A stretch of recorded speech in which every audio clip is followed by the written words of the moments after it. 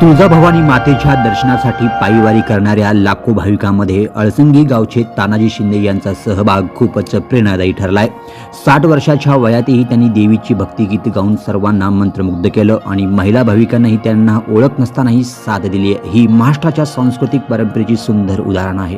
लेकी गेल्या त्या सासवरला, लेकी गेल्या त्या सासवरला, सुनबाई गेल्या माहेवरला, सुनबाई गेल्या माहेवरला, अंबाबाईच मला लागल वेळ, अंबाबाईच मला लागल वेळ, सासू गेली या शेतागमती, सासू गेली या शेतागमती, दारी आल्या ताराती माझ्या गदारी, कशी जाऊ मी फेरी गसाठी, कशी